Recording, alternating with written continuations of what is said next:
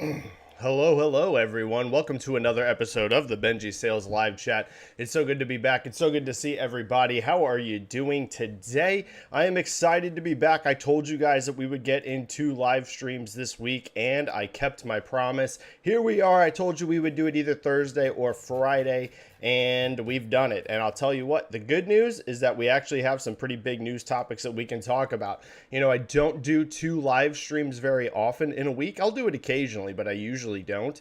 I did two of them this week because I did one so early in the week this time. Usually, if you guys notice, my streams are later in the week. Typically, it's like a Thursday, Friday, or Wednesday sometimes, but I actually went live on Tuesday this week, which is super abnormal for me. And I did that because the news stories were like so big that broke after last week's chat. So I promise you guys, hey, we're going to get in another one this week because there might be some other big news that we can talk about. And it's happened. We actually have some really juicy topics that we can talk about. I'm not sure how the live turnout's going to be today since it's the second one.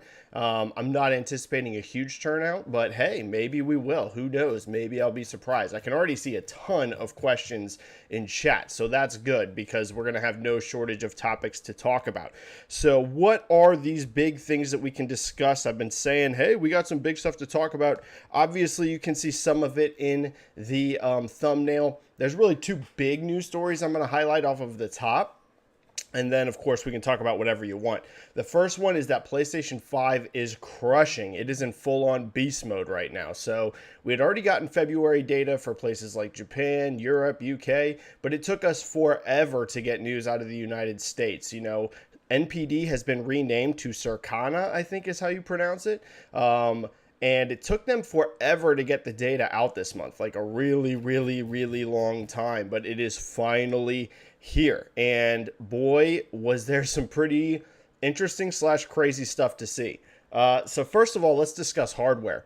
PlayStation 5 has broken the all-time PlayStation record in the United States for the month of February. That's incredible. In units. So, you know, not just revenue, in units. That means that in February in the United States, PlayStation 5 sold more than PlayStation 4 ever did at its peak in February, than PlayStation 2 ever did at its peak in February. You know, this is the biggest ever, which is incredible. So that means that units are over 500,000. We don't have an exact number, but that means they sold over 500,000 units in 1 month in just the United States. That's insane for February, dude. That is crazy. These are usually more the types of numbers you see late in the year, like in the fall season, right? It's not quite holiday, right? It's not quite like those November or December numbers, but you know, you don't usually see over 500,000 for a console in February. So that's absolutely incredible result. Number 2 for the month in hardware was the Switch, and then number 3 was Xbox Series, which continues to struggle. I've talked on this chat a whole bunch about how you know, Microsoft's done a very poor job of shipping Xbox Series X consoles. That's really what's hurting them right now. I'm seeing a ton of discussion online about, is there just no demand for Xbox anymore? Is Xbox doomed? Don't get me wrong, Xbox absolutely has some issues on their hands, in my opinion. I think 2022 very hurt their momentum. You know, coming out of 2021, Xbox had so much momentum. You know, I thought there was a very real chance that they might be able to take the United States this generation. Not a crazy thing to think, guys, because the 360 completely blew away the PlayStation 3 in the United States. I know that globally, you know, things were very close between 360 and PS3, right? PS3 made a really good comeback later in its life cycle, but in the United States, that race was never close. 360 just completely annihilated the PlayStation 3. So we have precedent of it before in the US, and also even last generation, as catastrophic as Xbox One's performance was on a global sense, it actually was very competitive still with the PlayStation 4 in the United States. You know, don't get me wrong, PlayStation 4 definitely had the advantage, sold the most units, but it wasn't near the blowout in the US that we saw globally between Xbox One and PlayStation 4. So you had those two factors. We've seen Xbox really outsell PlayStation heavily in the United States before. We've seen even in a terrible generation for Xbox, they remained competitive. So I didn't think it was like a lock that Xbox Series could outsell PlayStation 5 this gen, but I thought there was a chance, right? I thought there was like a real chance, hey, maybe they're going to be able to do it.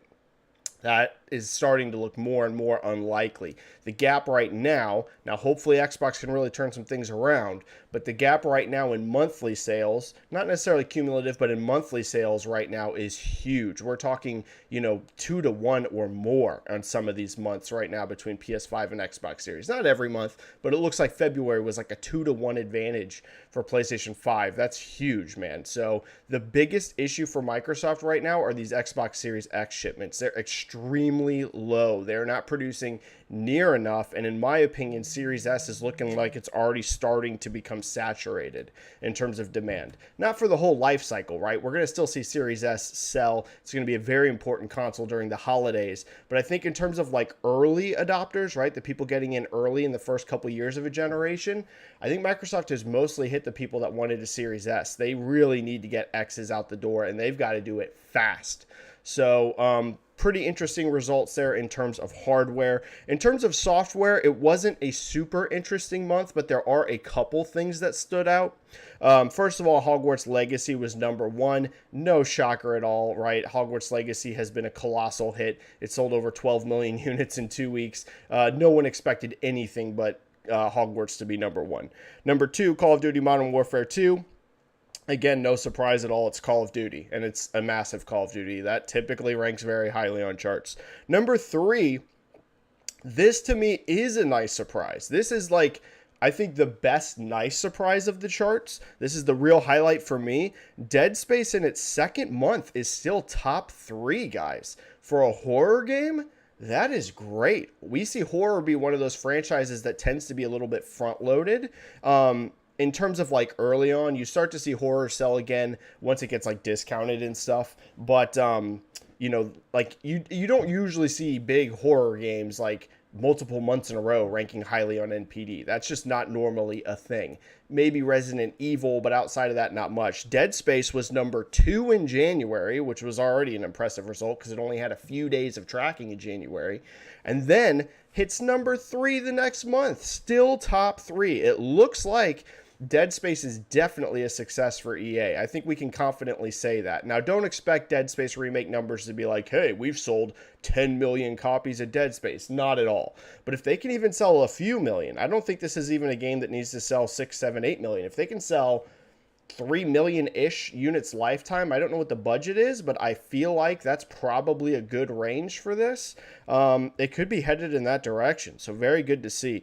Madden 23 comes in at number 4, FIFA at number 5. The Last of Us Part 1 jumps to number 6. Wow. Talk about momentum from the TV series. This right here is why The Last of Us Part 1 exists.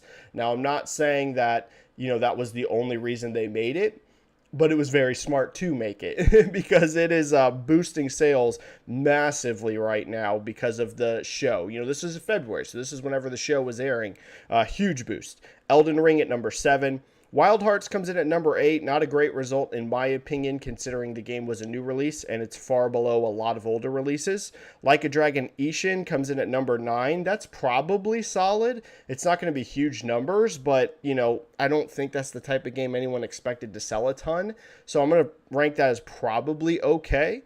Octopath Traveler 2 comes in at number 10. Again, hard to know for sure how good of a result that is or not since it's below so many new releases. It doesn't look like it's like a gargantuan bomb or anything. I'm glad it still hit top 10, but units is probably not like super high there. God of War Ragnarok's number 11. Minecraft's number 12. Mario Kart 8, number 13. Pokemon Scarlet Violet, 14. Kirby's Return to Dreamland, 15. Company of Heroes 3, 16, Sonic Frontier 17, The Last of Us Part 2 jumps from number 41 in January to number 18 in February. So again, we're seeing that synergy with the show. Number 19, NBA 2K23, and number 20, Theater Rhythm Final Bar Line. So that's your top 20 and your hardware results. The other really big news story that broke this week, sorry.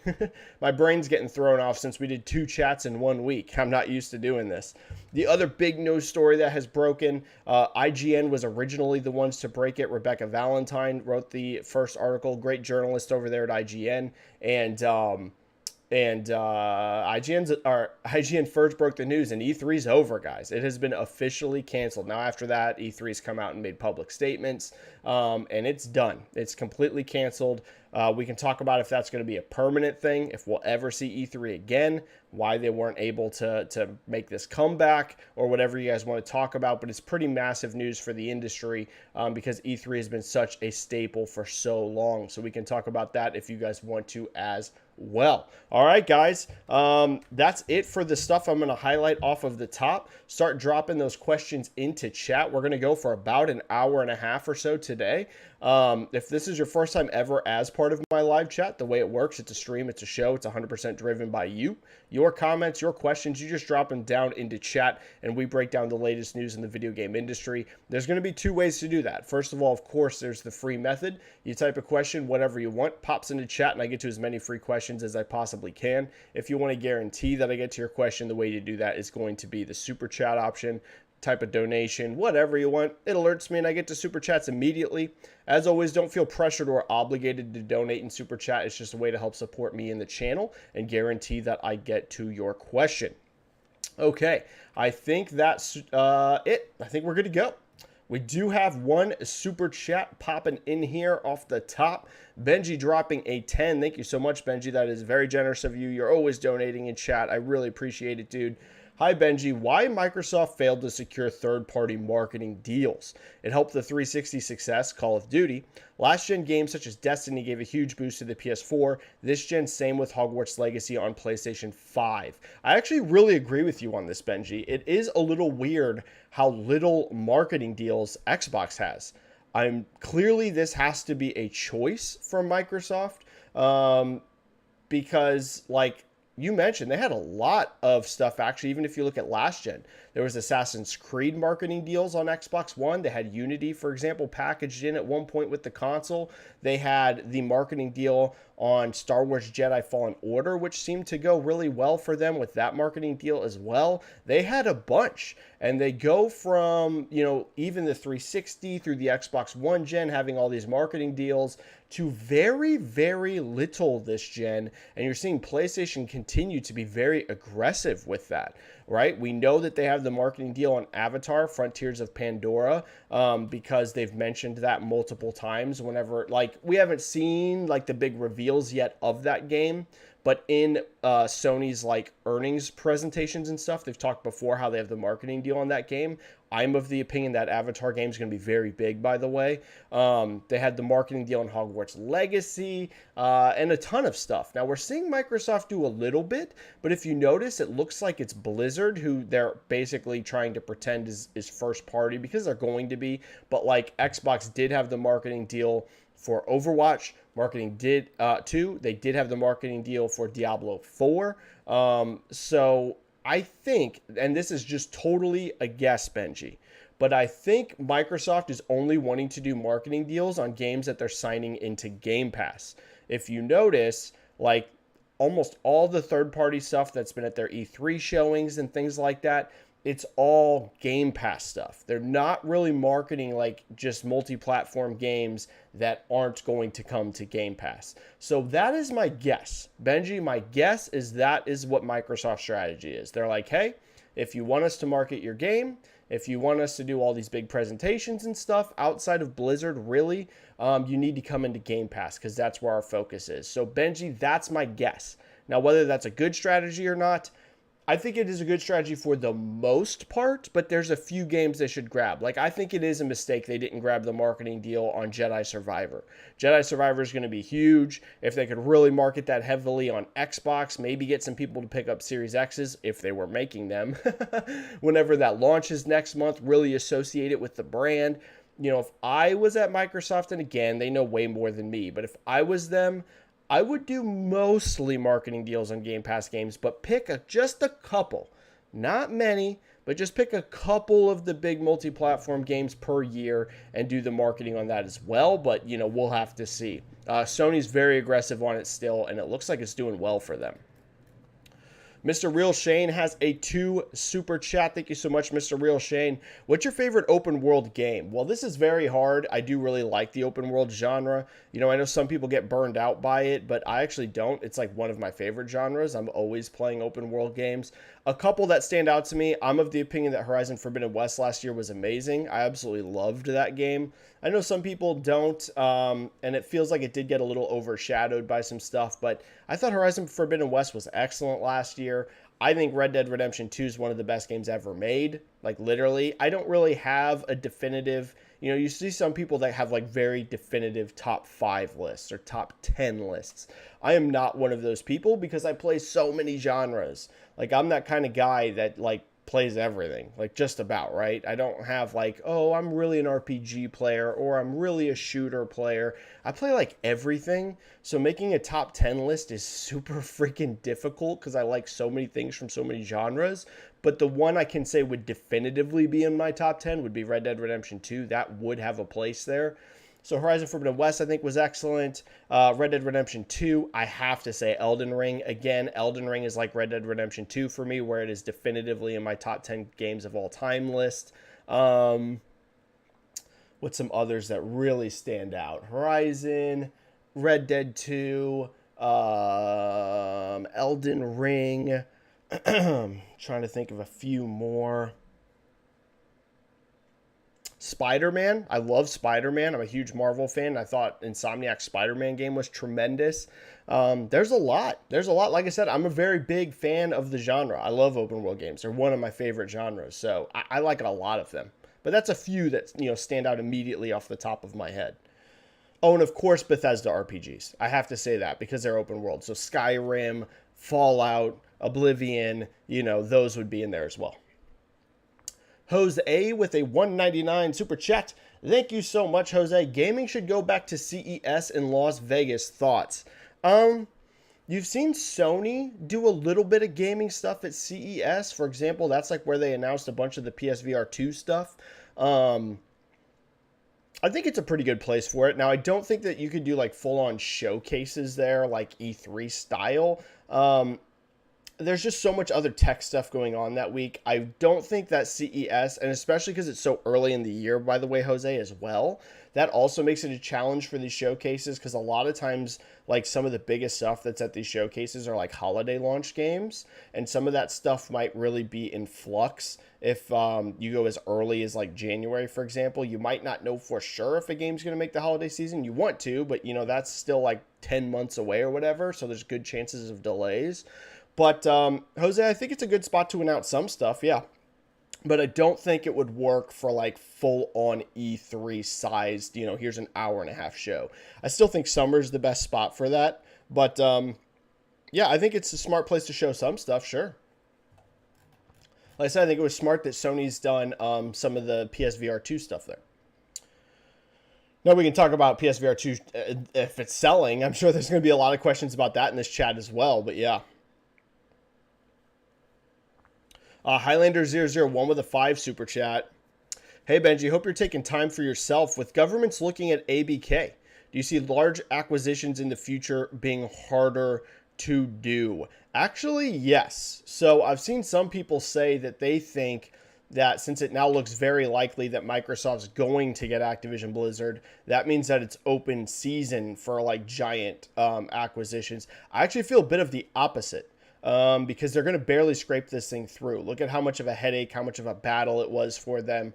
It looks very, very, very likely that this thing's going to pass, but it wasn't easy, and that was with Microsoft, who has some of the most powerful lawyers in the entire world, literally. I mean, they're one of the richest companies on the planet. They can pay the most powerful lawyers there are doing it. Now, does that mean that I think, like, no, it's over, no one can buy publishers anymore, it's just game over? No, but I also don't think if they do manage to get this, it's just like, hey, Microsoft did it, now everyone can just easily get publishers. I feel the opposite. This was a freaking battle from one of the richest companies in the world with some of the most powerful lawyers in the world. I would say, like, I think smaller publishers won't be too much of a challenge. You know, if someone wanted to go out there and buy Square Enix, their market cap's not very high. What's Square Enix's current market cap? It ain't that high. Let's see.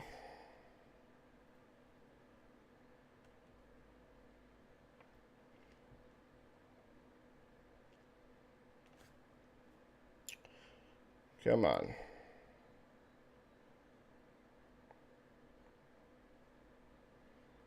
Yeah, their market cap is like 6 billion, right around there, 5.7, 6 billion. It's like right around there.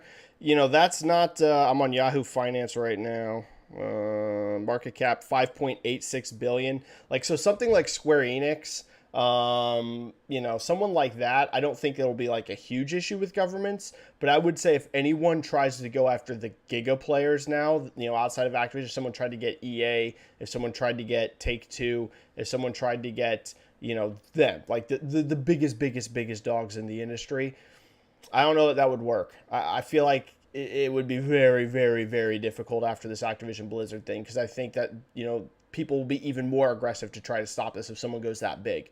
If someone tries to buy Square Enix with a 6 billion market cap, if someone tries to even buy Ubisoft, Ubisoft's in the tank. What's Ubisoft's current market cap? It ain't high. Again, it's not high. Ubisoft's market cap is currently, oh my God, is that true? Jesus. Bro, this is like rough times, bro. This is rough times. The market cap is like 3 bill. Oof. 3 bill euro, but still, oof. Not good. So, like I said, someone like that probably can sail through, but I don't think anyone's getting EA, Take-Two, anything like that if someone tried. I don't think that's happening. All right. Super chats are cleared. Thank you so much, guys. Let's get to your free questions. DB will rise. Hey, Benji, with Q1 now over, what's your final prediction for PS5 6.2 million sales target? I think it will make it. Yeah, so I tweeted to Pio, good buddy of mine, PlayStation fan on Twitter. He asked me because, you know, he's been asking me, do you feel like they're going to hit 6 million? Do you feel like they're going to hit 6 million? Do you feel like they're going to hit 6 million? And I've been telling him for the last couple months, I've been like, nope. I'm like, I think they're going to do an amazing number. I think they're going to hit 5 million, which is crazy, by the way. 5 million in Q1 is crazy good. 6 million is literally the biggest record of all time. So I've been like cautious. I've been like, dude, I can't see the 6 mil because that number is so crazy. But I think they will still hit another crazy number, which is 5 million. That in and of itself, even if they missed 6 and came in at 5 million, that would be a tremendous result for a console in Q1. So I've been telling him, nah, dude, I don't think so. Nah, dude, I don't think so. And I tweeted, I think it was either yesterday or the day before, whenever the NPD news broke. And I said, you know what? I've joined the 6 million club, and that got a lot of attention. I saw people linking it on Reset Era. I saw people talking about it on Install Base, and you know, there's some disagreement, right? Which is totally fair because, guys, I wasn't on the 6 million train either until like the last couple weeks. It's only been like the last 2 or 3 weeks where I was like, dude, they might actually pull the 6 million off. And let me explain to you. I wrote on Install Base why I think it's reasonable now. And I'll just read you guys exactly on here what I wrote, because you have a full explanation then. Let me, because I screenshot, I tweeted it out so people could see my thought process on this. And here you go. Here is what I posted on Install Base. Here's my thought process. Last year, Sony shipped 2 million for the quarter, and that was basically instantly sold out. They're trying to do 3 times that number shipped, not sell through. That's a very important thing, by the way, guys. So don't worry, I'm going to go more on this, but just a second. They're trying to ship 3 times higher than they did last year, not sell through. Japan's sell through is up 3 times over last year. So that's a good number, right? They're trying to ship 3 times more, and sell through, not ship, shipped will be even higher. Sell through in Japan is 3x over last year. So that's a good sign, right? US plus Europe plus UK should be up more than 2 times over last year in sell-through for the quarter. So again, we're talking the other major markets, US, UK, Europe. It looks like those will be more than double Sell through, again, not shipped. Shipped is always going to be a higher number than sell through, always, because you've got to, get units out there. Global sell through for the quarter will be more than 2x worldwide.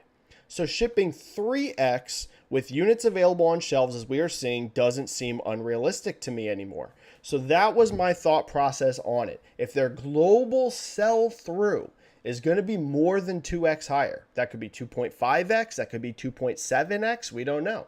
But it's going to be more than 2 times higher than what they were able to sell through last year.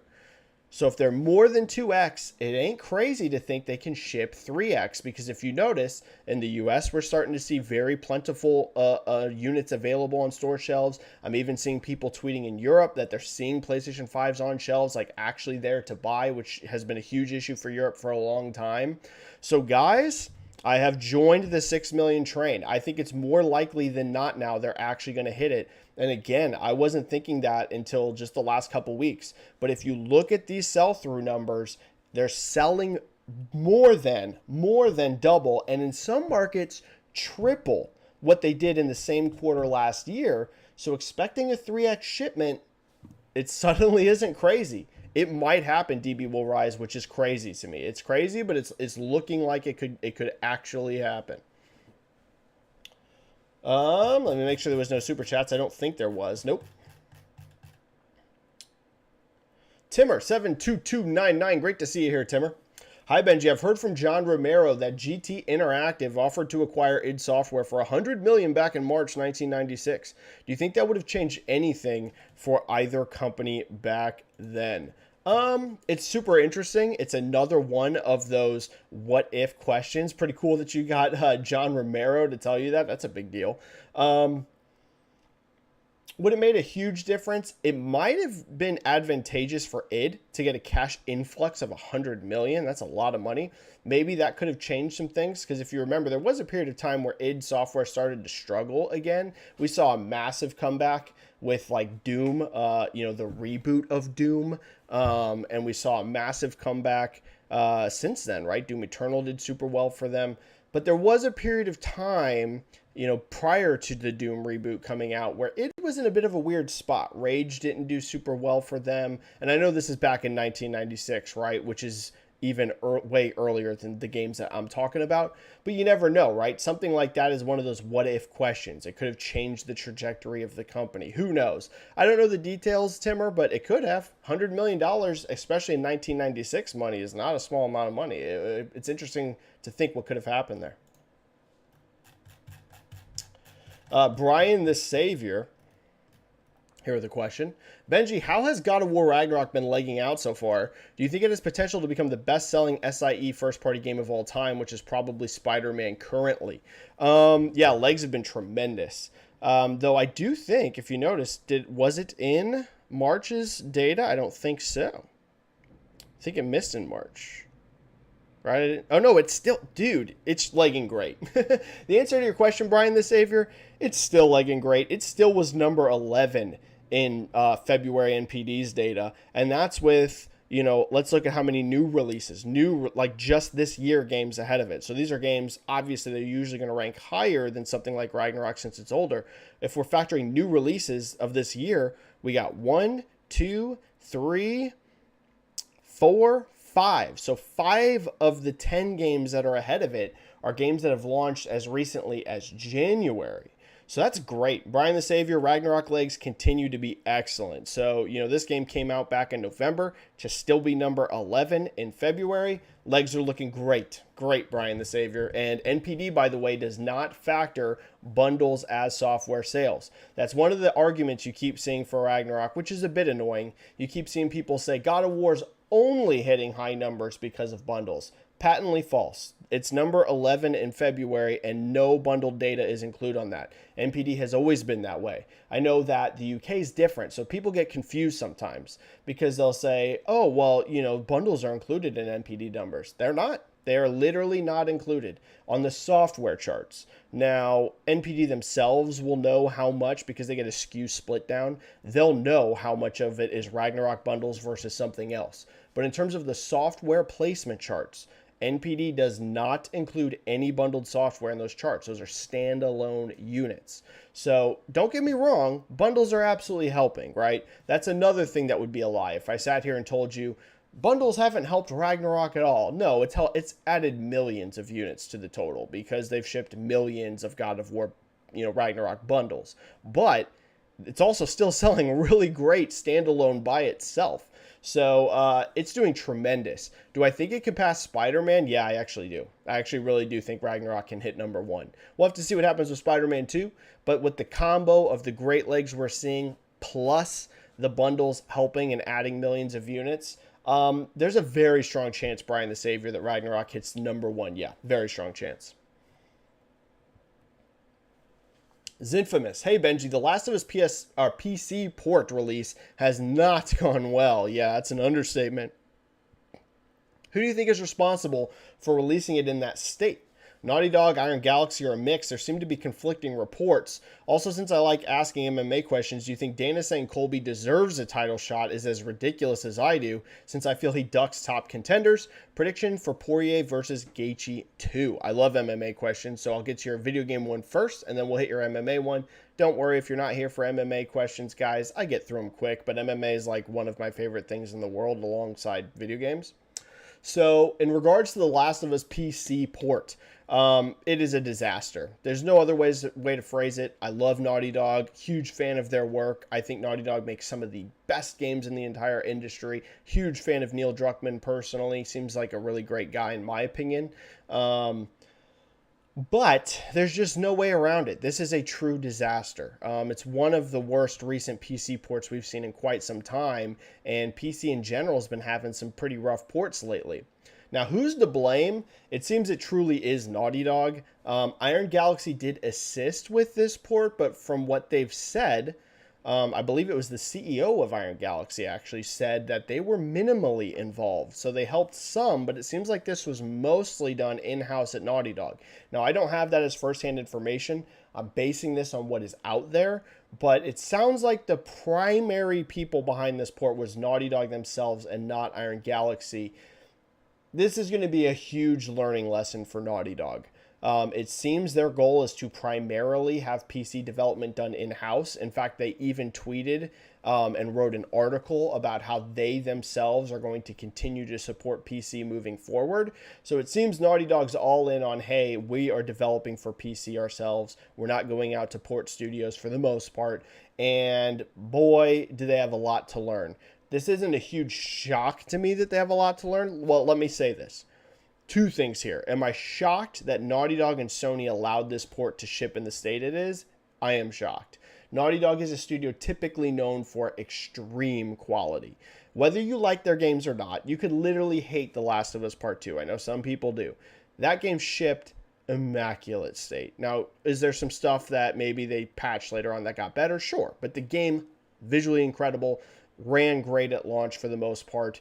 Just tremendous high bar of quality. The Last of Us Part 1 on PlayStation 5, again, tremendous quality. That game had a rock-solid, awesome 60 FPS mode that looked beautiful. It had an awesome 4K mode on PS5. Like, this is a studio, whether you like their games or not, they are associated with extreme quality. So on one hand, I am truly shocked that Naughty Dog and Sony allowed this thing to ship in the state that they did. On the other hand, I somewhat am not shocked that it did turn out like this, because Naughty Dog has always been a PlayStation studio. This is a studio that makes console games. They don't make PC games. So the fact that they have a massive learning lesson here, I'm not too shocked in that regard that they seem to have struggled with it, because you're talking about a studio that just straight up doesn't do this kind of work. And developing for PC is a world of difference from developing for console. When you're developing on console, you got one piece of hardware. At most, you have two, right? At most. If you're an exclusive, right? If you're multi-platform, that changes things. But if you're someone like Naughty Dog, you're making games on PS5 or you're making them on PS5 and PS4. Like, you have a set target of hardware. PC, you're developing for a massive range. Everyone's got different CPUs. Everyone's got different GPUs. Everyone's got different RAM configurations. It's a whole different animal than developing for console. So at the same time, like I said, I'm both shocked and not shocked. But here's the reality. Naughty Dog has got to take some massive learning lessons from this, because I've been of the opinion for a long time that the multiplayer game is going to ship day one on PC. I've been telling you guys that for well over a year. In fact, can I tell you guys a theory? I have a theory that the reason Neil Druckmann followed me on Twitter, and I don't know if he still does, I don't check that stuff because sometimes it really makes me sad when people I admire unfollow me. I never check that stuff. I'll see the alerts when they first come in and I'm like, oh my God. And when Neil Druckmann followed me, he's one of my heroes in the industry. And he followed me, by the way, right around the time. In fact, I think it was the same day that I wrote a tweet.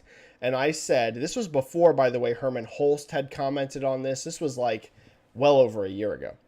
And I said, my expectation for PC and PlayStation is that multiplayer games are going to start to launch day one on PC. And keep in mind, guys, this was before Herman had commented on this stuff at all. And I was like, I think you're going to start to see PlayStation games come much quicker to PC. And by the way, I think you're going to see multiplayer games start to hit day one. And I believe it was the same day Neil Druckmann all of a sudden followed me. And I was like, interesting timing there, Neil. No, it could have been a complete coincidence. He saw the tweet in the feed, or he saw someone on YouTube, a YouTube channel that he watches, or on Reset Era, and because he reads Reset Era, and he just saw a random link to a tweet. And it's just pure coincidence. But at the time, I was like, I wonder if Neil saw that tweet, and he was like, dang, this guy knows what he's talking about. So I'm of the opinion that the Last of Us multiplayer games come in day one to PC. And if that is going to be the case, you have to assume it's going to be the same engine. They're going to have to really work hard to get that thing great, because clearly they've ran into some massive issues on PC. So back to your MMA questions really fast. Do I think Colby Covington deserves a title shot? Absolutely not. Here's my deal. I'm not as like super angry about it as some MMA media members are. Some of them are like literally losing their minds over this. I'm not in that park. Listen, Colby knows how to sell a fight. I think that they believe that Leon's actually going to beat Colby. I know some people are picking Colby, but I actually think that UFC thinks Leon's going to win that fight because he showed great takedown defense versus Kamaru, and Leon is a way better striker than Colby. So I think UFC's thought process is, hey, we can get Colby another title shot. This guy can, sell the fight a bunch. Leon doesn't really sell fights, right? I think that's another part of this. I really admire Leon Edwards as a person. Seems like a great guy, but he doesn't sell fights. Like, he doesn't talk trash or anything. Colby will. So I think this is UFC's thought process. I think they're like, hey, Colby's going to sell the fight. We think Leon's going to win anyways. We can get some higher pay-per-view buys. Leon gets the win and we can move forward. Does he deserve it? Absolutely not. The guy sat out for over a year and he's also not faced any top contenders in a while. I think Jorge Masvidal, if he manages to beat Gilbert Burns, makes even more sense because Leon and Jorge Masvidal have the history, the three-piece in a soda where Jorge Masvidal literally hit Leon Edwards backstage at a fight.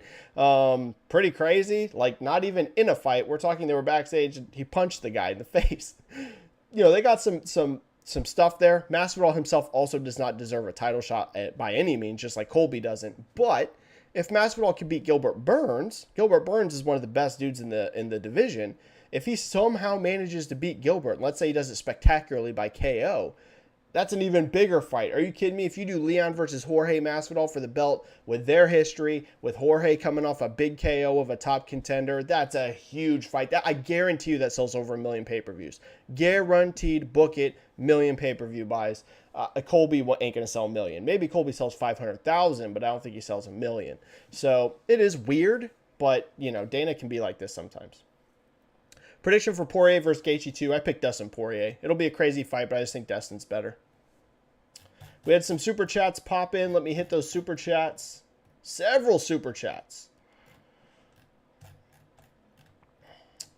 Joseki here had a 2 super chat, but Joseki retracted the message. Joseki, just type a question in chat and at Benji-Sales me, and I'll answer whatever you want, Joseki, because I see the super chat, but your message got retracted, so just drop something else. Tonsi K with a 2. Could Xbox reach even 2 million in Q1? Tonsi, this is a great question and very difficult for me to answer. But it's going to be a total blowout globally between Xbox and and PlayStation. It's going to be an enormous gap. That's all I can say. 2 million's going to be tough. Let's see if we're guesstimating. I mean, guys, US isn't looking like it's even going to be 1 million for Xbox.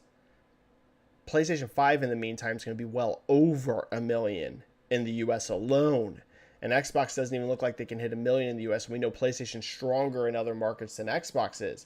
So Tonsi, they might not, which is crazy, but they might not. Whenever you look at it, PlayStation 5 in February was over 500,000. March, in my opinion, is also going to be over 500,000. Plus, you have January sales in there. PlayStation's going to be over 1 million in only the United States. That's not going to be counting other markets where they're super strong, like Europe and UK. And, we saw Japan way up, for the quarter. Xbox isn't even going to hit 1 million in the United States. And, they're much weaker in Europe. They're much weaker in Japan. Honestly, they might not, which is crazy, but they might not. Dead Planet with a 5 super chat. Which not yet revealed Xbox Game Studios project are you irrationally excited for? I personally keep imagining a steampunk BioShock from Enix, Quake from id. And to pair with this, I feel kind of bad because I literally love Xbox. I love Xbox. I feel like I've been a little critical on them on the last chats for a while now, and which is a bummer, but it's not because I'm an Xbox hater by any means. I literally love Xbox. I think most people know that. I'm not a hater on Xbox, PlayStation, or Nintendo. I'm just not really interested in doing that sort of thing. But I have been fairly critical on them for a while in these chats. It's because they're worth being criticized right now. And I feel bad saying that because there's a lot of great people at Xbox, really, really great people. And I think they are going to turn things around. I really think that this is going to be, I think starting with Redfall moving forward and once we hit Starfield, I think they're going to have a much better year than last year. But they've had a lot to criticize on them lately, right? Whether it's the number of games being released, whether it's the hardware sales numbers. There's a lot to criticize them on. But there is a lot I'm excited about as well. And like you're mentioning here, which not yet revealed Xbox project am I irrationally excited for. You're saying the BioShock game from Enix, Steampunk style is what it sounds like. The Quake game from id. See, I would have said the new IP from the Coalition, but it sounds like that's been canceled. It sounds like they're just all in on Gears now, and they canceled that new IP, which sucks. I love Gears, so I'm very excited for Gears. I'm just saying it sucks that their new IP got shelved.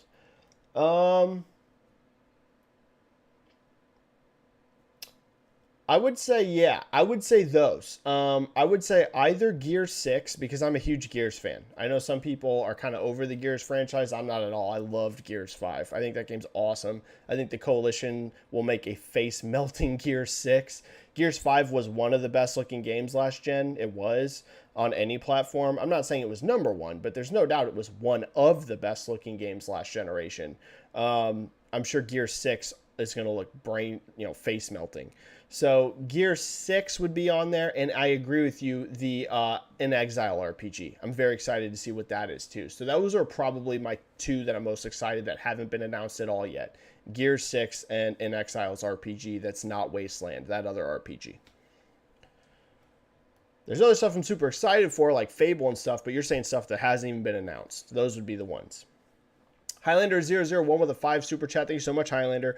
With poor sales of PSVR 2. Oh, cool. This is a cool new alert. I'm going to get to your question, but it says celebrate the first super chat from Andrew Peaston. That's cool that that's a new alert that YouTube does. Thank you so much, Andrew Peaston. It looks like that's your first super chat here. I very much appreciate it. That's very cool that YouTube does that now. I hope they keep doing that because that's a cool way to alert me to someone doing something new for the chat. Thank you so much, Andrew Peaston, and I'll get to your question in just a second. But Highlander001 with their super chat. With poor sales of PSVR 2, do you see a price cut or a software upgrade to allow it to work on PC? Is lack of games or price that is hurting it. So for anyone that missed this, and I'm not shocked by this, I've been telling you guys for months that the tracking for PSVR 2 from social media metrics was terrible. And, you guys know I try to not use strong language like that, but it was. If you looked at YouTube trailer views, if you looked at number of tweets, if you looked at tweet likes, if you looked at discussions on, enthusiast forums, in general, all the social media tracking, because that's all I could do on it, right? Because it's only sold by PlayStation themselves. So there's no stores you can look at. I can't look and see how this thing's like ranking on Amazon. I can't look and see, is this thing ranking high on GameStop or Target or Walmart or whatever, or Amazon. There was nothing to check. You literally can't check any sales charts because it's only PlayStation selling it and they don't have a chart. So the only thing I could do is look at social metrics, and social metrics for PSVR 2 were terrible. They were just bad. There's just no other way around it. What we found out from Bloomberg is it appears they have sold less than 300,000 units.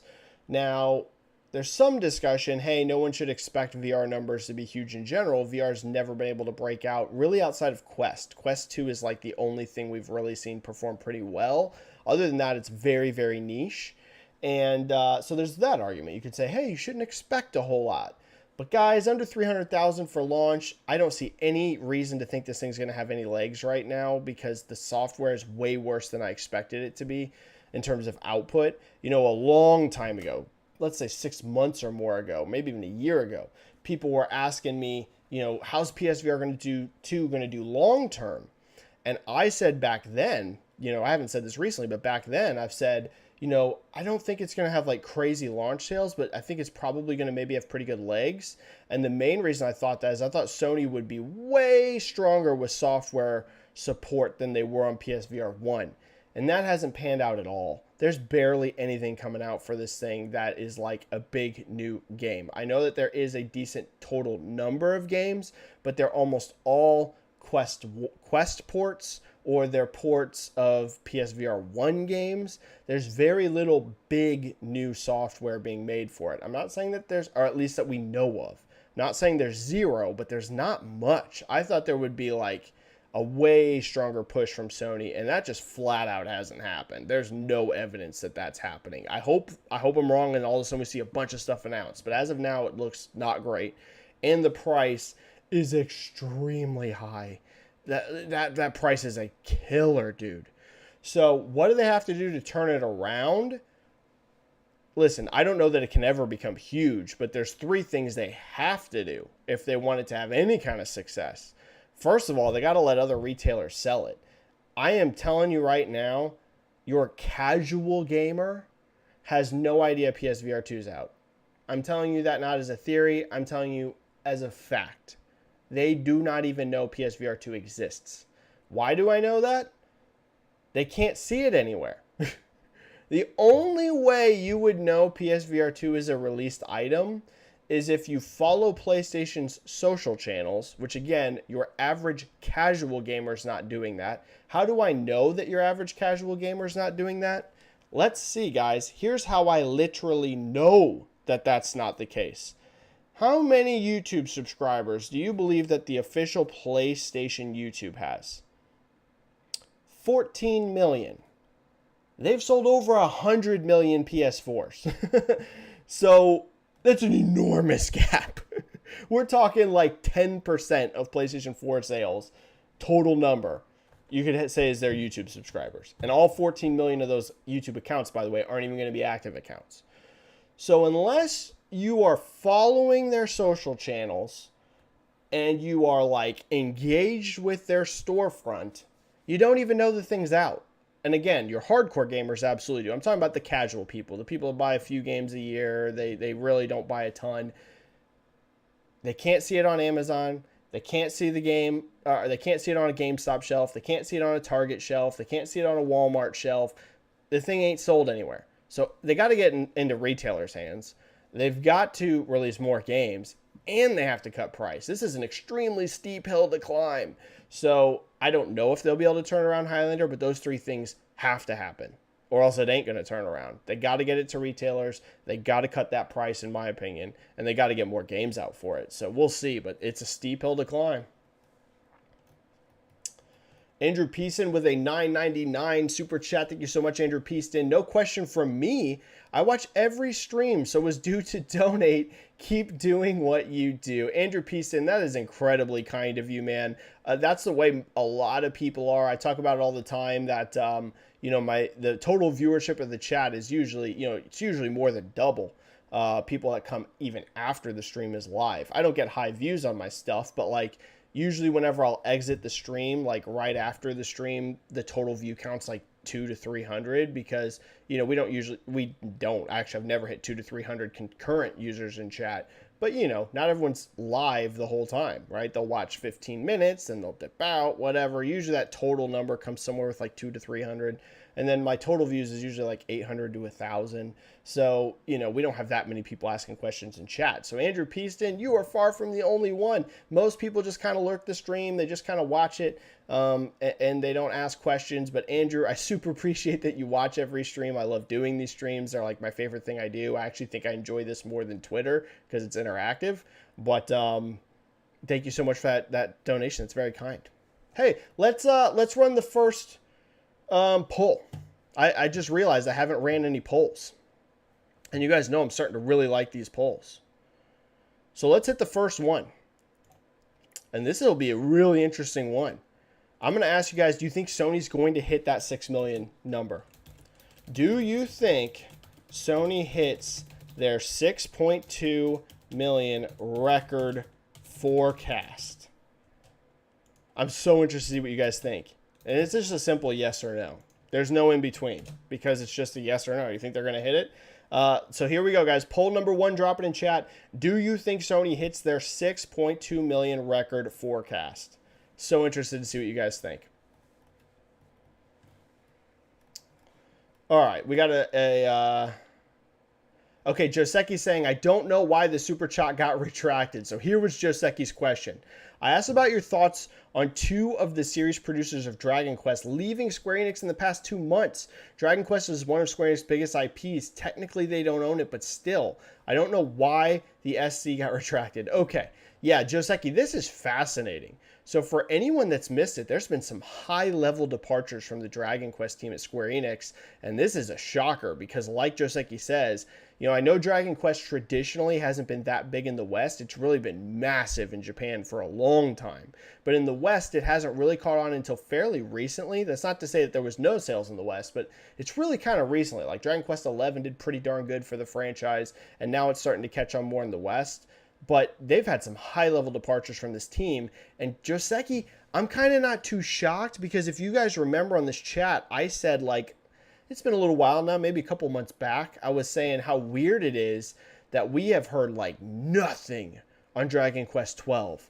Dude, it is not normal. Like, this game was announced.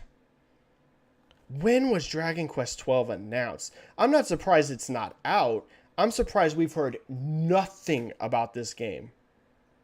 Dude, it's been a long time.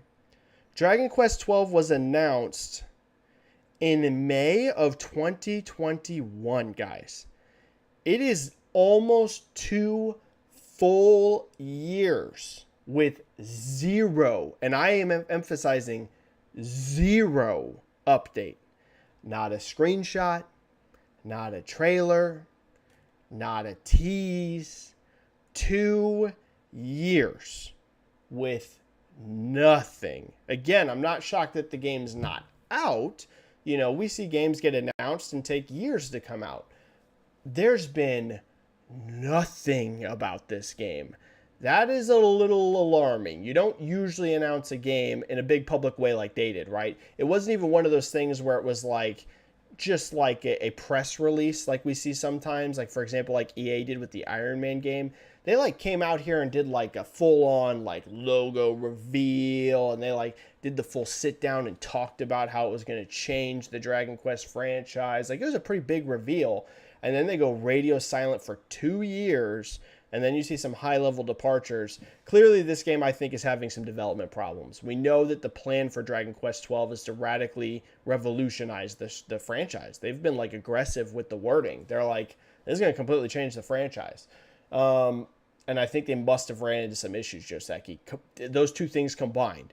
The fact it went 2 years of nothing being shown at all. Like I said, not even a screenshot or nothing. And now these departures, it's got to make you wonder. Something's going on. Something is clearly going on with this game. So, doesn't mean it won't be amazing. This thing might come out and be a full-on 10 out of 10. Games have rough development cycles all the time and still turn out amazing. But yeah, Joseki, I think they're definitely having development issues. Absolutely. All right. Benji here with a 5 super chat. Benji, who do you think will grab the FIFA license? Is this a lock for 2K, or could Microsoft make a move? Will EA lose business without the FIFA brand? I don't see Microsoft making any sort of move. Microsoft would have to make a FIFA game, or FIFA soccer game, and I don't think they would do that at all. So I definitely don't see Microsoft at all being involved with this. 2K is interesting though. They might. 2K is starting to get like more aggressive about trying to do more like different types of stuff than what like we normally think. Like they've got this Lego game coming out now. That's a bit of a new venture for 2K. I think they've been talking for a while that they want to like get back more into like the football game and stuff. So actually, Benji, yeah, I could see 2K trying to make a FIFA game. Yeah, I could see 2K doing that. 2K Take Two. I absolutely could see that. Microsoft, I would say no, definitely not Microsoft. I just don't think they're going to be making a sports game. But 2K/Take-Two, that seems really likely.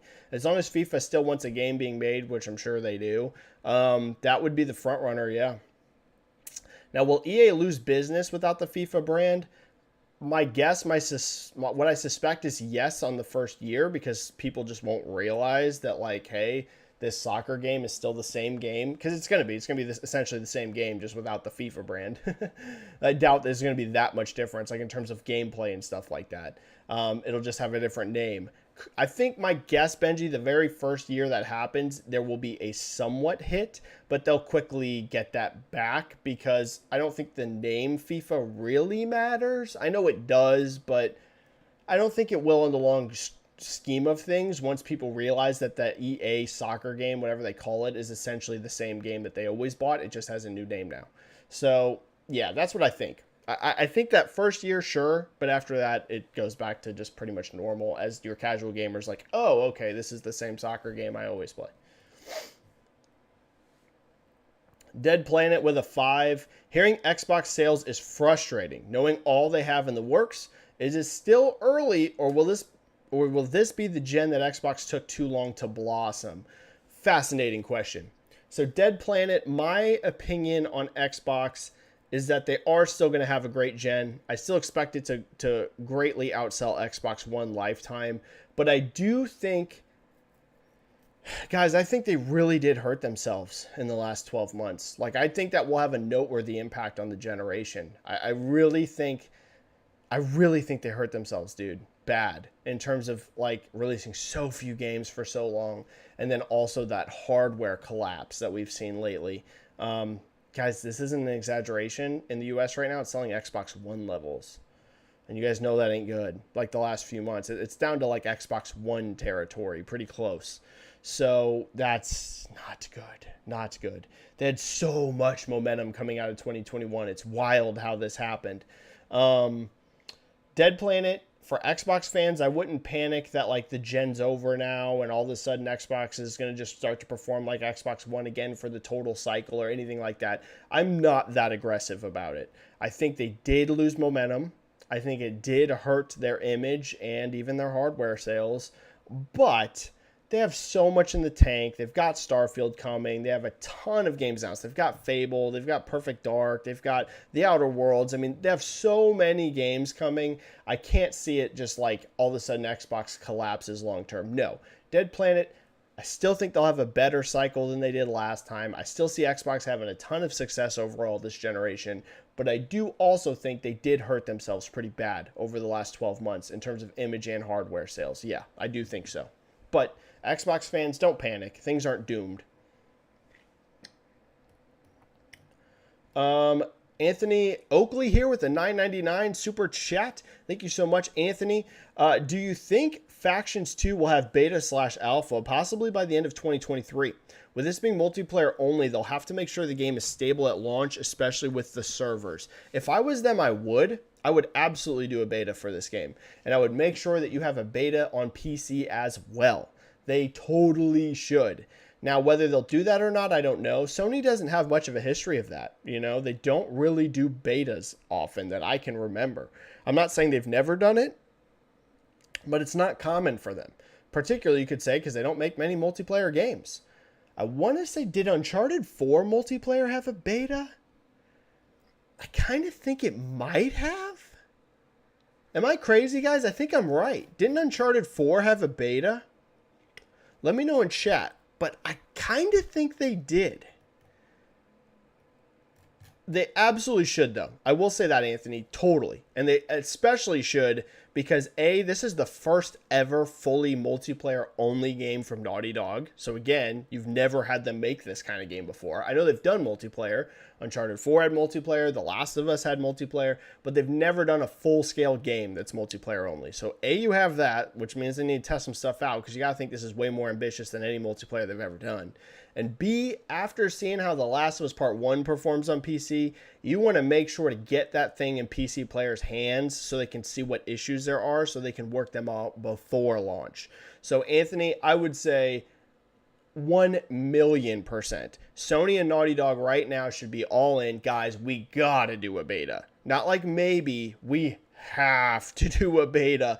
Like, this is of primary importance that they get a beta now. Especially, like I said, if it's really PC day one, they have to. Because you need to get this thing in PC players' hands to see what issues there are before launch on a big scale.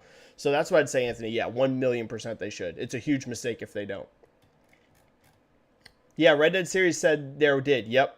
And Diagazo. Yeah, I thought so. So, yes, we now have a precedent. Naughty Dog did it with Uncharted 4's multiplayer. They absolutely should for this Last of Us game. It's of utmost importance, especially, like I said, if it's PC. They have to. Big mistake if they don't. Edgar Smith here with a super chat. I'm not sure of the currency, but thank you so much, Edgar Smith. Glad to see you back, champ. Oh, and it says celebrate. Again, it's first super chat from Edgar Smith. Thank you so much, man. That's your first one. Glad to see you back, champ. Keep it awesome. Love your platform. Hope we can support you in another way as Patreon. For those who cannot see the live and support, let's go. Well, Edgar Smith, that's incredibly kind of you. Thank you for your first super chat.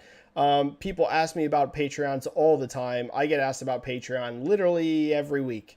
And I've said it a bunch of times. I don't have a Patreon because I don't want to be one of those guys that you guys feel like's taking advantage of you guys. Because right now, my current plan, and again, this could always change. My current plan isn't to like start pumping out tons of content, like tons of podcasts and things like that, just because I work a full-time job as well. And I know sob story, a lot of people do it, Benji, but it is a little tough when you're working a full-time job that doesn't have a set schedule because I'm retail. Plus, I got a 4-year-old. Plus, my Twitter does take up a lot of time because I'm trying to find the biggest news and stuff to tweet about. I just don't have like a ton, and I still try to play a lot of games, so you guys know that I know what I'm talking about, and I'm just not like talking out of my butt. So, it's hard to squeeze in a ton of stuff. And if I wanted to do a big Patreon, I would want to be pumping out way more content. I'd want to be like, hey, you guys are supporting a podcast and you're supporting a blah, blah, blah and a blah, blah, blah. So the Patreon, we'll see. It might happen at some time, but I don't want to just launch a Patreon and have it be like, give me your money. I know there's a lot of generous people that want to do that because I get asked about it like every week. I have people be like, dude, we want to give you money, Benji. Open a Patreon. But for my own conscience, it would be very difficult for me to do that. One thing I do want to do really soon, and I've taken too long to start it, is memberships on my YouTube channel. I am eligible to start membership. I just need to set it up. I think what I'm going to do is just a really basic $2 a month because I think it's monthly for membership. $2 or $3 per month. And I believe one of the things that works with memberships is you get, like on live streams like this, you get a free question that alerts like a super chat, I think once a month. So that would totally make sense, right? It's pretty cheap if I just do $2 or $3. People that don't necessarily want to donate in super chat, but maybe want to do just like a once a month membership thing could then still get a question in per chat. So I do need to set that up. That I am down for because it's all questions related, which is why I'm comfortable with super chats because it's interactive. Like I'm sitting here right here with you and we can talk. So that is one way that people will be able to support soon is YouTube memberships. I'm eligible. I just got to set it up. And it basically works just like a Twitch membership. I think it's like $2 or $3 a month or whatever. Joseki with a 2 super chat. Bet we won't see Dragon Quest 12 before Switch 2 is official. Ooh, great question, Joseki.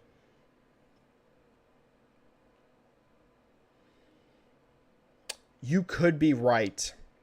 Because I don't think we would see... I think the soonest we might see Dragon Quest 12 would be Tokyo Game Show. And that's not until September, I believe. And that's the soonest. Like I said, it could be even later. The absolute soonest, I don't think they would show it before TGS. So the soonest they might show it is September. And there's a real chance Switch 2 would be announced before then if it's coming early next year. We don't know. But if there's going to be a Switch 2 early next year, like some people think, it ain't crazy, Joseki. It could happen. You might have a Switch 2 announcement, before Dragon Quest 12. And again, because it could be even later. It's just I would be shocked if we see Dragon Quest 12 before Tokyo Game Show. So, yeah, Joseki, you might be right. It could be. It could be. You're not crazy for thinking that.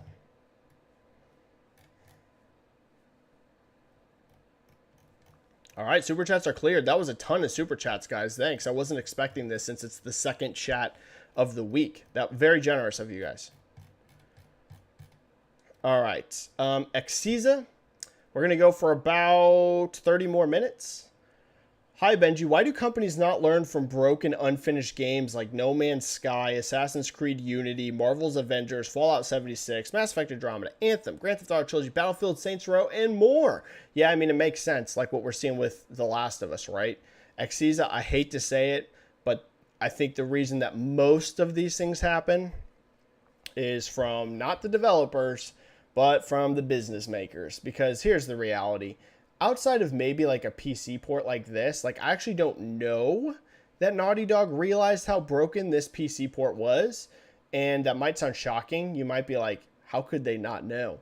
Well, because they've never made a PC game. So we don't really know how extensively they were testing this across like different types of hardware. We don't know. Maybe they were like super thorough with it and they were testing these on like tons of configurations and setups. But since Naughty Dog has never done this before, they might not have, right? They might have just done like a couple different rig build tests and been like, it seems to be working on these couple, so it's probably fine. I'm not saying they did that, but they might have since they don't have experience with it. But, most of these games, the Assassin's Creed Unities, the Avengers, the Fallout 76s, they knew. The development team knew that these had issues, especially ones that launch on console, because it's a set platform. So it's not like PC. Like you literally can just put it on a dev kit and see how it runs. So if it's crashing and stuff a lot, when that thing ships, the state that it's in. So I hate to say it, Exiza, it's usually business decisions and not the developer decisions. I'm sure a lot of the time, like we know with Cyberpunk, that a lot of the dev team were like when they first announced the release date and stuff, they're like, what are you doing? The game is not going to be ready. We're not close to being done. So yeah, Exiza, it's usually business maker decisions. They're like, hey, this game's been in development too long. We got to release it. We got to get money rolling on this thing. Or, hey, we got to hit it in this fiscal year. Or, hey, we got to hit it in this quarter. It's a huge mistake. You should basically always delay a game if it's like seriously in bad shape. Look at Cyberpunk. You should absolutely delay it. But sometimes the business makers, they just don't learn. Chaos Buckaroo, happy Friday, Benji. What are your thoughts on the Live Alive coming, or Live Alive, or however you say it? Live Alive. Coming to PlayStation/Steam. It was popular among people who played it, but I never saw any sales data from the Switch version. Looks like the Switch version did okay. I don't think there's any evidence that it was like a ginormous hit. They did give a number. Did it hit 1 million? I want to say, unless I'm crazy, that they did give a number at some point. Just one, though, I think. Okay, so the only number they gave was 500,000 back in September of 2022. I'm not seeing any other updates. So it had 500,000 back in September. So, I mean, for the type of game, pretty okay. It's going to be obviously higher than that now, but we're not talking about crazy sales numbers. I'd say this is the right decision. I don't expect it to be huge on either one of those platforms, but PlayStation and Steam combined should account for hundreds of thousands of more sales. I don't think it is going to be millions of more sales because the game itself is just not like that big, but they'll get hundreds of thousands between the two. Maybe best case scenario, 1 million, which would be great for this type of game. So it's Chaos. Don't expect like crazy boosts in numbers. But it's the right call. Yeah, it's smart.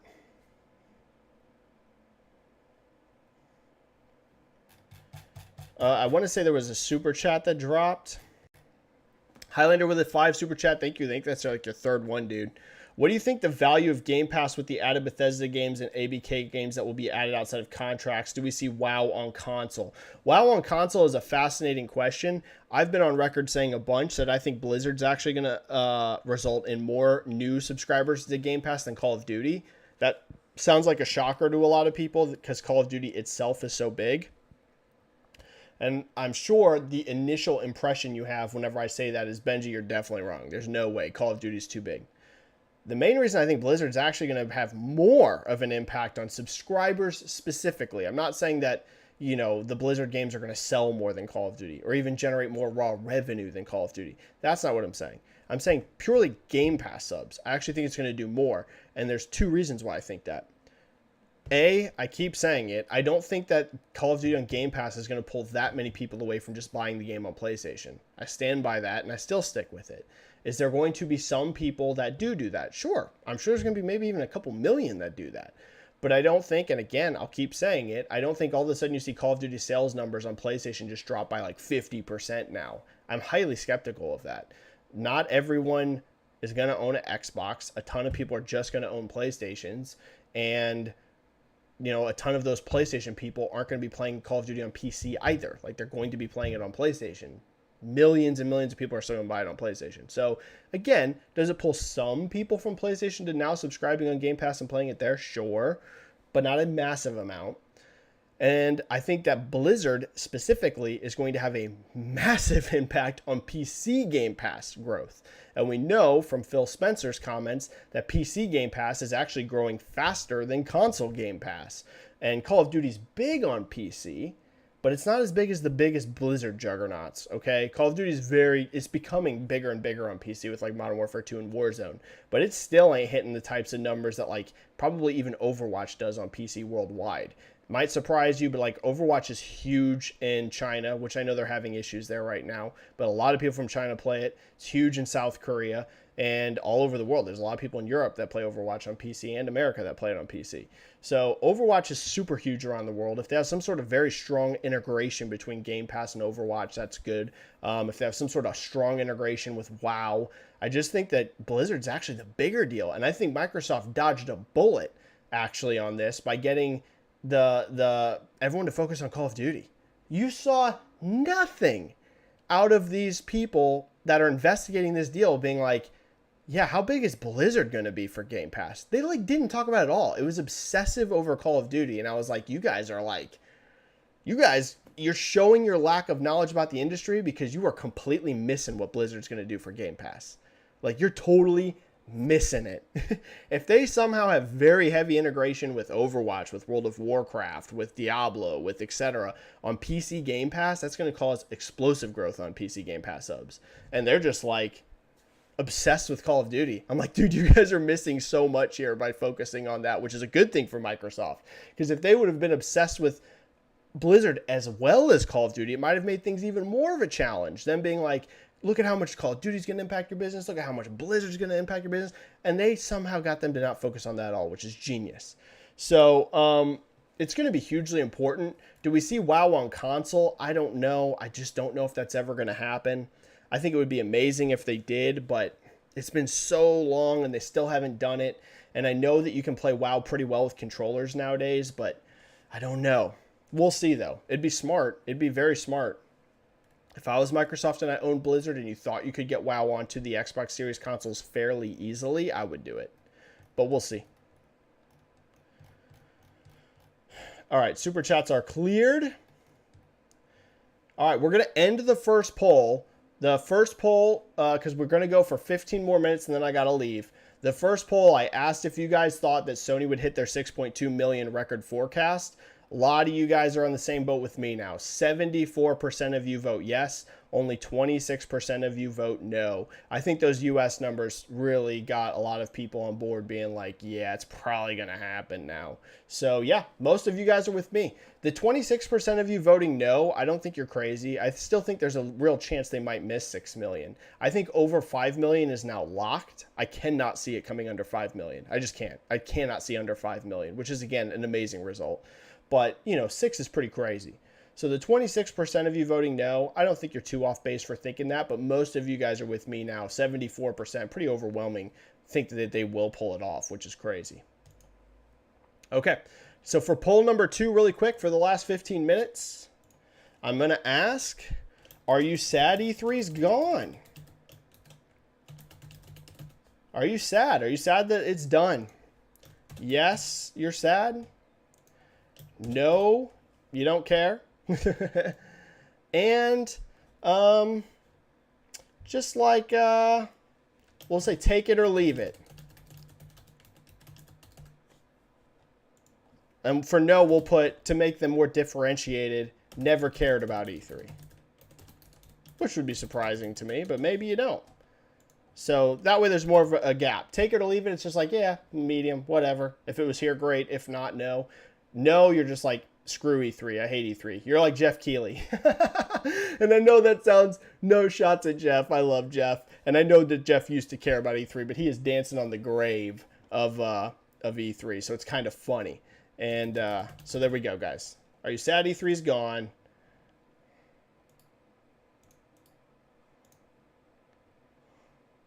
Wait, how do I get rid of that? Whoops.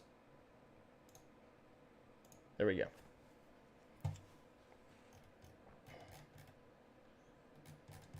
Back to free questions.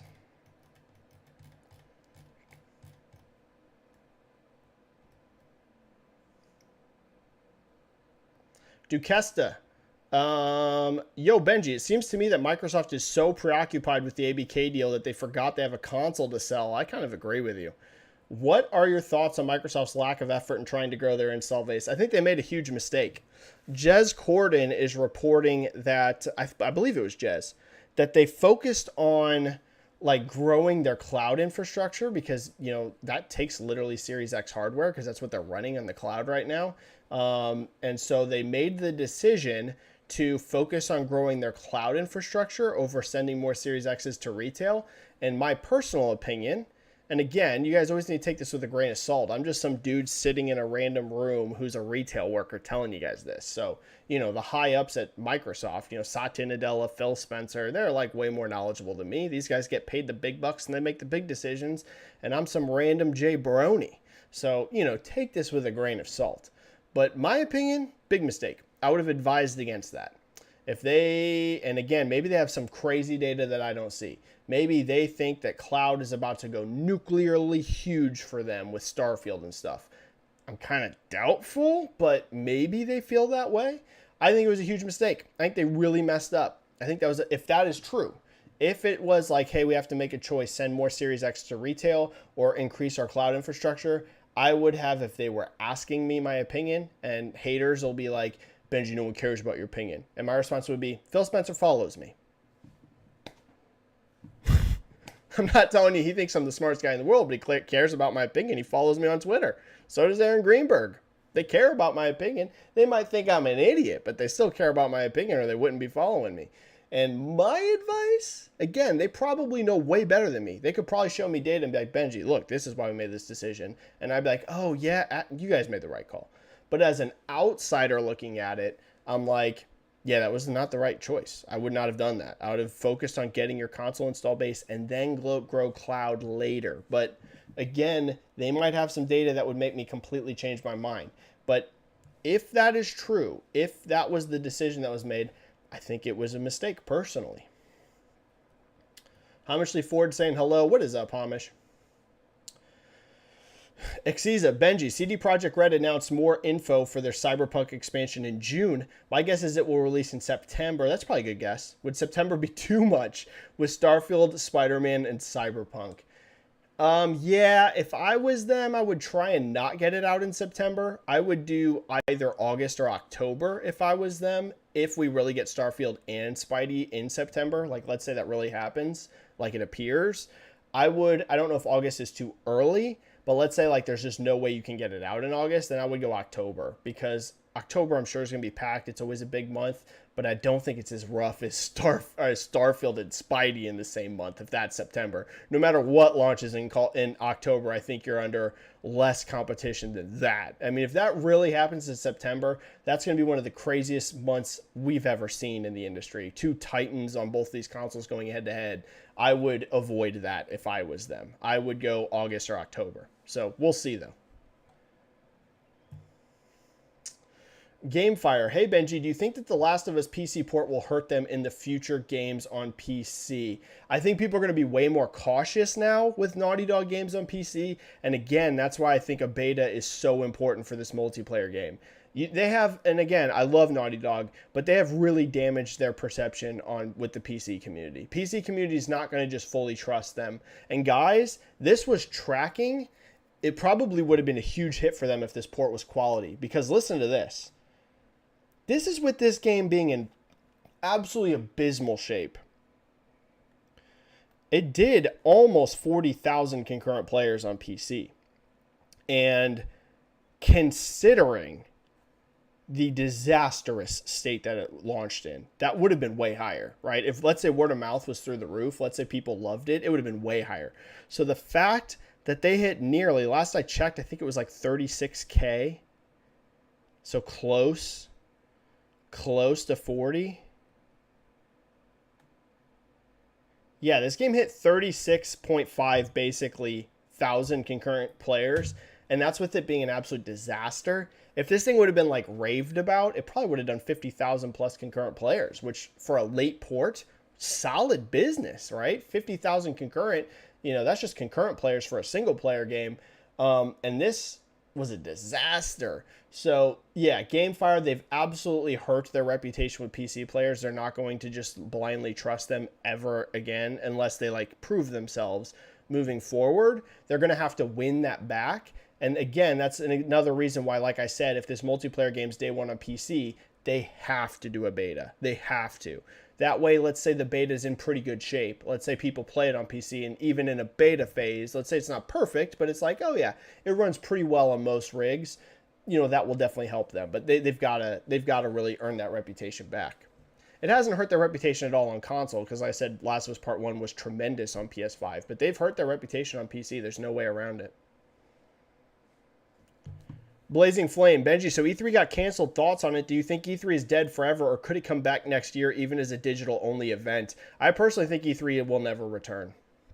And if it ever does return, it'll never return in the way that we thought about it.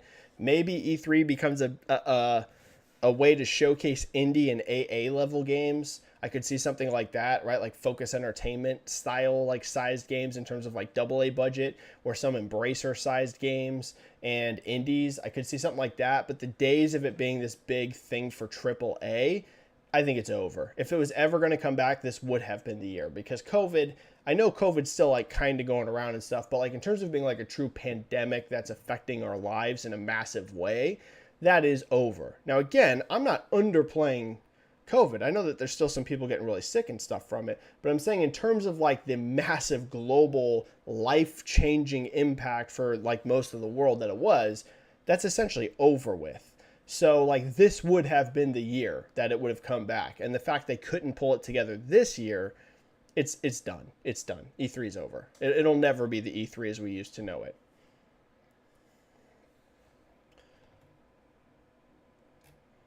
Let me make sure there was no super chats. Nope.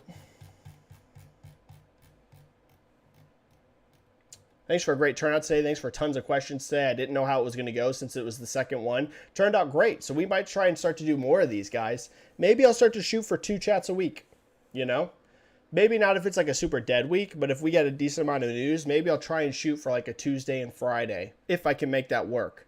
Would you guys like that? Let me know in the bottom of chat. If I could do 2 chats a week and they were like, obviously if there's nothing to talk about, I won't do it. But if we have a decently busy news week, let me know in chat. Would you like to see 2 per week? One early in the week, like a Tuesday, and one on like a Friday? because it seems to have worked. So let me know in chat. If it makes sense, would you guys like to see 2 chats per week?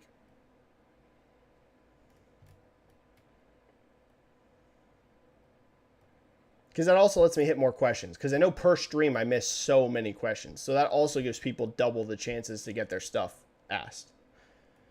Venom Harness. Benji, did Tony Todd break his NDA by saying when the game will release? Is he in trouble? Will Insomniac replace him with another actor? Venom has a role in DLC or standalone solo game. Venom, it seems pretty clear that Tony Todd did break his NDA, unless he was like specifically told by Insomniac to say that. I'm doubtful that he did, but there is such thing as like purposeful leaks. Listen, the vast majority of the time that you see, like with movies, TVs, or games, oh, they leaked this on purpose. Because people say that sort of stuff all the time. I'm going to tell you 9 times out of 10 that ain't true. 9 times out of 10, they didn't want a certain thing to leak. But every once in a while, there is such thing as real leaks. I know of them firsthand that have happened in gaming. Very rarely, but it has happened. And I don't have near like contacts and sources in the movie industry and stuff, but I know that news reporters that are super connected in that industry have said, yeah, sometimes a studio will purposefully be like, wink, wink, nudge, nudge, Hollywood Reporter, here's something to run. Like, oh, you know, we're hearing blah, blah, blah. It's like, oh, who was the source of that? It was the studio. You know, it's not like something that's always happening, but sometimes they're like, hey, you know, put this out there. We kind of want that news to start rumbling, but we're not going to say it ourselves. For example, we actually know that happened with The Rock, where The Rock himself leaked to Deadline, oh, by the way, Black Adam's profitable. Like, it came out, that was The Rock leaking it. And whenever they very first ran the story, it didn't say it was because of The Rock. It was like, oh, we're hearing that Black Adam's actually profitable. And it came out later, yeah, it's because The Rock told them that. So sometimes leaks really do come from the direct source. Maybe, and again, there's a slim chance, Insomniac or Sony were like, hey, Tony Todd, put it out there. We want to get the buzz rolling. Say Spidey's coming in September, but we're not going to officially announce it yet. Maybe. I'm doubtful, though. But maybe that happened. If they did not do that, then yeah, he broke NDA. I don't think it's going to cost him his career. In the grand scheme of things, it's a pretty, I would say, harmless leak. I said this before, actors are just not as good about realizing how secretive the gaming industry is than the rest of us. Like I said, Norman Reedus literally leaked Death Stranding 2 like 6 months before the game was even announced. They hadn't even said the game was real yet. At least with Spidey, we know it's a real game. Norman Reedus, 6 months before they've even announced the game's like, hey, we're making Death Stranding 2, everybody. And everyone's like, wait, what? Okay. Clearly Norman's just going to leak the game. At least Tony Todd didn't leak the game. So overall, he'll probably get like a slap on the hand. He'll probably have like Insomniac or Sony be like, hey, dude, Tony, you can't do this. Don't do this moving forward. I don't think he's going to be truly punished, though, because it's not like he came out and leaked the whole story. That'd be a whole different thing. If Tony Todd just went on Twitter and he's like, hey, guys, this is exactly what happens in Spider-Man 2. Yeah, he'd probably cost his career over it. No one would trust him. But him just being like, hey, I think it's going to come out in September. It's what I'm hearing. He'll get a slap on the hand. He'll have people tell him, hey, dude, don't do that in the future. But he ain't gonna like lose his job over it, I don't think. Yoda Soda, hello, Benji. Do you think we will start getting Star Wars games more frequently now that EA Star Wars exclusivity ended? Could we start getting 2 Star Wars games a year? 2, I don't know, but I think you're going to start to see at least 1 Star Wars game a year, which is already faster than we were seeing. EA had not very many games released. I think in their total 10-year contract or whatever, it was 4. It was Squadrons, Battlefront 1 and 2, and Jedi Fallen Order. So that's nowhere close to a game a year. And Yoda Soda, 2 per year seems like a stretch right now to me. But I do think we'll start to see a Star Wars game probably every year because there's a lot of studios making them. We know Quantic Dream has one. We know that Respawn has Jedi Survivor plus a first-person shooter plus a strategy game. We know Ubisoft Massive is making a Star Wars game. So 2 a year, probably not, but 1 a year won't shock me at all.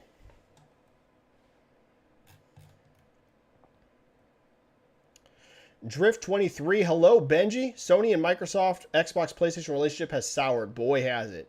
Do you think this likely means future Activision games besides Call of Duty, like Crash, Spyro, etc., will become Xbox exclusive? Probably. I don't know if it'll be like specifically to be like vindictive, but I do think that this relationship is like irreparably damaged between Microsoft themselves and Sony, and also between Activision and Sony. Like, did you guys see the wording that Bobby Kotick used? And again, I ain't no stand for Bobby Kotick. I think the guy's a piece of crap, and I very rarely say that. You guys don't see me talk bad about people, but I think we have enough evidence. It's not a controversial opinion to say Bobby Kotick is not a good person. It's pretty cut and dry. That's why I feel comfortable saying it. I don't really talk bad about people, but it's like, I don't think it's a hot take to say Bobby Kotick is not a good person. And, but he did say, he was like, we're real disappointed in the way Sony is acting. Like, he was pretty strong worded about it. I believe that Microsoft is going to make every new Activision Blizzard IP exclusive, every single one. New IP. Notice I said new IP. Anything that comes out of Activision Blizzard, that's a new IP. I think there's a 0 chance it's going to PlayStation. I don't think Call of Duty will ever leave PlayStation. I don't think Overwatch, if let's say there's an Overwatch 3, which I doubt, they'll probably just support Overwatch 2 for the next 10 years or whatever. But let's just say theoretically, I don't think you'll ever see them pull Overwatch. Diablo 5, I could see that saying multi-platform. I could also see it being exclusive, but again, that's probably 10 years away, so who even knows by that point? Games like Crash and Spyro, yeah, that ain't going to PlayStation in my opinion now. They don't have to. Regulators said nothing about that staying multi-platform. The only deals that have been made are only on Call of Duty. No other franchises, by the way. Technically, the only signed thing on any of this is Call of Duty. Technically, if Microsoft wanted to be truly mean and over this, they could make every single game exclusive but Call of Duty because they didn't get any other stipulations. The only contract they had to sign was Call of Duty. So if Microsoft wanted to truly be jerks, and I do not think they'll do this, by the way, guys, but I'm saying if they truly wanted to be jerks, they could be like, okay, you're not getting Diablo 4 expansions on PlayStation. Okay, we're done supporting Overwatch on PlayStation. Okay, we're never releasing anything further on PlayStation because legally, the only contract that's signed is Call of Duty. So they technically could do whatever the heck they want with the other ones. I don't think they'll go that far. Again, I think Overwatch will be supported as long as Overwatch lives on PlayStation. I think Diablo 4, the entire time it exists, will be supported on PlayStation. And I even think there's a decent chance Diablo 5 will go to PlayStation. I don't consider that a lock, but I think there's a chance. But new IP specifically, I don't think a single one of them will go to PlayStation. None. I don't think a single new IP that ever comes out of Activision Blizzard again is going to go to PlayStation unless it's like announced for PlayStation before this deal's over with. Like, let's say a game gets announced next 2 months. It's a new IP. Okay, maybe that. And then games like Crash and Spyro, where that's not going to cause any controversy in terms of regulators, yeah, I think it's going to go exclusive. I really think so. D, hello Benji. Do you think Congress issues with the JFTC will prevent Sony from buying Square Enix? I don't think so. I think this is mostly grandstanding. I think it's mostly Microsoft talking to people because if you look, like I think they said over half of the Congress people that made this statement were from Washington State, which is like where Microsoft is. That is not a coincidence, dude. Like, it's just not. Half of them are from literally the state Microsoft operates in. That means Microsoft is the one talking to them about this. So I think it's mostly grandstanding. I think it's mostly to continue to drive support for this Activision deal, to be like just bringing this up and being like, look at Japan, look at this competition. We need to compete. So in the grand scheme of things, Drift 23, I don't think so. I don't think it'll really hurt Sony because I think it's mostly Microsoft trying to put this message out there to continue to make this deal go through. All right, I got to go in the next 2 or 3 minutes. Let me make sure there was no super chats. Nope, no super chats. Let's check in on the poll, and then I'm going to do 2 more questions and leave. The poll, I asked you guys, are you sad that E3 is gone? 63% of you, most of you are like me. You loved it. You're sad it's gone. I agree. It had lost some of its hype in recent years, but it was still such a cool thing. And so most of you are sad to see it go. 12% of you never cared about E3. You just don't care. You're like, no, die. I just want my news. However, just go away and leave us alone. So 12% of you feel that way. And then 27% of you just don't really care either way. If it was here, great. If it was gone, okay, whatever. 27% of you just take it or leave it. Who cares? So most of us are sad. The second amount don't really care. And then the third, 12%, screw E3. All right. 2 or 3 questions and I'm bouncing. Thanks for a great chat, guys. I had a lot of fun. Oh, yeah. I never saw. Did you guys... You down with 2 chats a week or what? Danger Man. LMAO, The Rock with Black Adam profitability. Yeah, that was hilarious. That was such a funny story whenever I saw that break. I was like, dude, The Rock just straight up leaking to Deadline. That was pretty funny. Again, sometimes there are like true leaks directly from the source on purpose. Not often, but every once in a while you see a Rock situation where he's like, psst, Deadline, you didn't hear this came from me, but I'm telling you, Black Adam is profitable. Run the story. Doesn't happen often, but it does sometimes happen. Joseki doesn't care. As long as they're the same days, try and do 2. Diagazo says yes, double. Michael Yu says 2 chats would be great. Only if there's enough news. JCat 2. Highlander, yeah. Dixon, yeah. Red Dead, sure. Danger Man doesn't have to be except for special. So we'll just see. We'll see how things go. I'll just kind of wing it. All right. 2 more questions and I have to go. I have some stuff I got to do.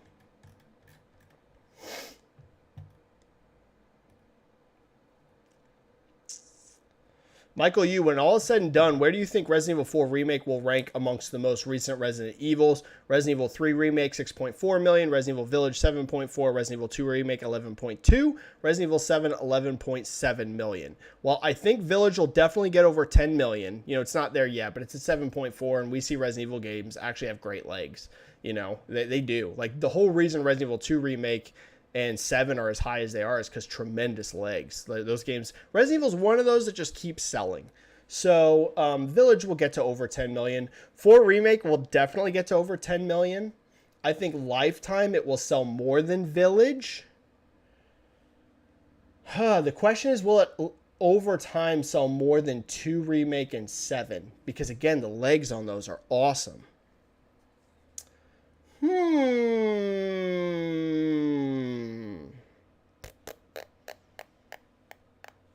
My prediction, Michael Yu, is that it definitely outsells Village Lifetime. And kind of sells on par with 2 Remake. It will either sell slightly better or slightly worse. I can't see it being way under 2 Remake or way over 2 Remake. Just because I feel like it'll be very similar totals. You know what I mean? Maybe there's like a million between them eventually. Maybe, you know, let's say Resident Evil 2 eventually gets to 12 million and 4 Remake gets to 13. Or, you know, 12 million for 2 Remake and 11.5. Like, I feel like their end totals will be very similar. So that's where I would say. Obviously, clearly way above 3 Remake. I do think it does better than Village. And I think its total lifetime sales will be very similar to 2 Remakes, give or take a little bit. That would be my guess. Marvel Fanatic, Benji Boy, do you think if Wolverine and Iron Man games do well, it will result in getting more Marvel games and more devs pubs willing to make more Marvel games, since these two could prove Marvel strong? Yes. I've been saying for a while that I think that those 2 games specifically are going to be very important for the future of the Marvel brand. So I would make sure that if I was Marvel, to get that right. Because I know that Marvel themselves are not the ones developing those games, but they are a strong partner. And they're going to be informed on the development times of these games. And I'll tell you guys a little inside info, a little inside baseball. I don't leak stuff here very often, but I am talking to people in the industry all the time. One thing I can tell you, Marvel was very involved with Spider-Man, with Insomniac. Very involved. And whenever I say they were very involved, I don't just mean that, like, they signed this deal and Marvel just said, run with it, Insomniac, do whatever you want. They were like, okay, I gotta be careful what I say.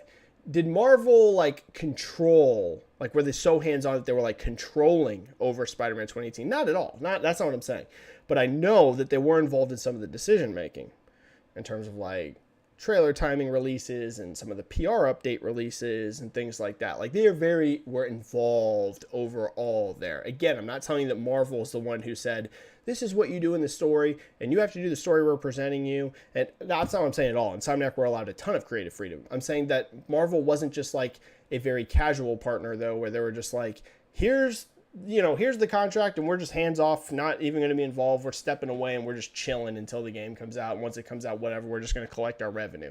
That's not what happened. They were very on board, let's just say, during the development and post-release of that game. They need to be the same with Iron Man, and they need to be the same with Wolverine and Black Panther. They need to really be working with these teams, being like, guys, we have got to nail these games. Like, it's so important, not just for you, but also us, and it's our IP, and you guys, like, we really got to deliver. So, yeah, Marvel Fanatic, those 3 games, Wolverine, Iron Man, and the Black Panther game that are coming are so important because outside of Spider-Man, we haven't seen huge sales successes. I've told you guys a lot why I think that is, but we haven't really seen them. We need these games to do very, very well, I think, for publishers to still be confident in making big AAA budget Marvel games. So, yeah, I would say so. All right, I wish I could answer more, guys, but I have stuff I got to do. Like, I have stuff I have to do today. So, I got to go. Thank you so much, guys. Thank you so much. For all of this. Thanks for a great second chat this week. Turnout was higher than I expected. Super chats were way higher than I expected. And total questions were more than I expected. So the 2 chats really worked out this week. We'll see. I agree with you guys. We'll play it by ear. Basically, just so you guys know my strategy for the 2 chats per week, here is how I will do it. I'll always keep track of the news that breaks down after our second chat, whenever that is. Like, the whole reason I went live on Tuesday was because we had those huge articles break about the CMA and all of that stuff.